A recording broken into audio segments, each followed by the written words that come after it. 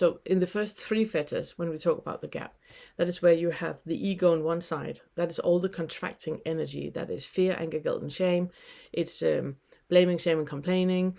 All of that. That is looking at itself as me and them out there, and it's all about gaining, and it's all about making your way in the world, and all of that. Look back into the lesson where I talk about the difference between the two, and where I talk about the gap. The other part of it, that is, on the other side, is just the opposite, and both are selfing. So the opposite is just where you have more focus on the others, and where you have more focus on us, and you have more focus on calm. It's a very expanding energy, and it's the opposite of the ego, basically. So both are still selfing, obviously, and very logically.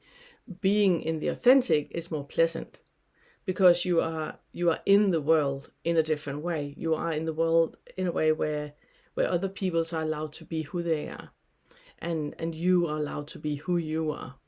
But there's still identification happening. So in the first three fetters, what we're working with is navigating through either being in the ego, the contracting, or in the authentic, the expanding, and then getting into the middle of that. Because there's a middle part where you are only observing, where you're not in any way affected by it. You can observe what is happening, and any situation is useful. Any situation is as it is, and any situation does not need to have anything added or subtracted, because it is as it is. Whenever we feel that something can be improved or be better, or shouldn't be like it is, then we're in either of those two. We're in the selfing. We are where we put ourselves in the middle. My opinion counts, and I know what I prefer, and I know what I would like, and I know what there is something beyond that. And it's not beyond like that. it's just there's something else. There's that space where there's no identification, where there's no preference, and there's no expectation, and there's nothing that is better or worse. It just is. And if you have a lot of pain in your body, or if you have a lot of guilt and shame, or if you are fearful about something that's going to happen, or if you explode, then at any point it's possible for you first to go into the opposite, finding calm by going into the opposite. Connect with your body, breathe, just be here, go into the opposite. When you're ready and you are in the expanding and you are calm, then you can go into the middle way, the part into the gap, into where you're pulling yourself out of the situation. And I'm not talking about nihilism. Nihilism is in the ego, because it's contracting. I'm not talking about that. I'm talking about being an anthropologist, where you pull yourself out of the situation and you only observe.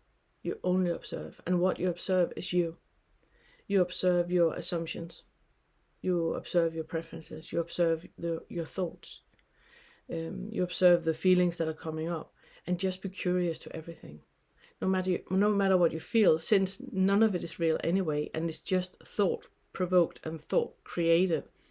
It can be anything, So there's nothing dangerous about it. It's just about you observing what is actually happening, observing that delusion that you're in, and be curious to your experience. So that's really odd. When you say like that, I get this feeling of anger in me. How can that be? How can that be? Oh, you remind me of my dad. Or, oh, I was bullied at school. Okay, so right now in me, my entire identification is about what happened like 40 years ago. It's not about now. It's never about now. Whenever you identify, it's never about now. When you are putting yourself in a position where you only observe, then you are completely free to experience what you experience. There's nothing that should be any different. It's also why I keep saying that nothing needs to happen. Nothing needs to change. Everything is as it is. It's only when you identify with something that you need things to be different, or you have a preference about something being in a certain way. That's just an opinion. Just an opinion. It's just a thought. And as we had in the first Fetter, thoughts are just, like any other sensory experience. You don't need to ruminate about a sound or smell or taste. You don't need to ruminate about a thought either. I want to thank everyone that are showing your appreciation of the Awakening curriculum by buying me a cup of tea and becoming members of the YouTube channel. I truly appreciate that gesture. It means so much to me, and it also makes it possible to keep the channel and the homepage free from paid promotion and all that stuff. So thank you so much. And if you're new to the channel, then you find the full Awakening curriculum either on the YouTube channel or on my homepage, themore.uk. The Awakening curriculum is a free resource for you to use the Fetter work in resolving the effects of trauma and integrating insights of non-self and non-duality into your daily life and become awake.